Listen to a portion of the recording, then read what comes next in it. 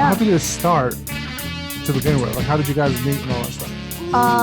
Okay, so I was in grad school in California. I went out to CSU Sacramento for grad school, and I like made all these plans to move back east for a guy, and it didn't work out.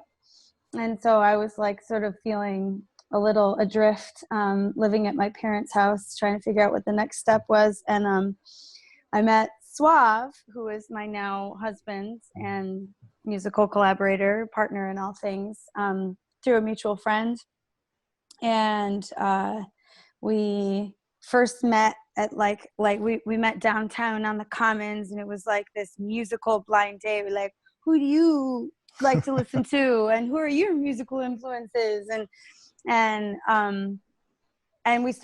we just jived personally, and so we started playing music together, first as an acoustic duet, and then pretty quickly we're like, well, and we started playing shows that way too, as an acoustic duet. And then pretty soon we're like, well, we would like to maybe not just play like the coffee houses and quieter acoustic shows. We'd like to add some players. And it was during like the first winter that I had moved back from California, and I was house sitting for an aunt of mine. She had like this, has this big house out in the country, and we were having these parties every weekend, and just like a lot of friends and friends of friends coming by, and like big dinners and stuff. And a couple of the people who were there were also, a lot of people who were there were musicians. And so there was a keyboard player, my friend David Openshaw, who was the Blind Spot's first keyboard player, was just kind of hanging out. And then Chris Auersler was the Blind Spot's first bass player, who was also just kind of like hanging out. And so it was birthed in like a very organic way, as probably lots of bands are, where it's like a bunch of friends playing music together. And I think I was at my aunt's house at that place, like throwing parties. Maybe I shouldn't have been, but and having these big dinners and stuff like that, and playing music with a bunch of people. I think it was like 7 weeks, and I would say by the end of that time, the band had sort of like formed. It's like, oh, okay, like here are the people who are coming by socially, and here are the people who are coming by to play some more music.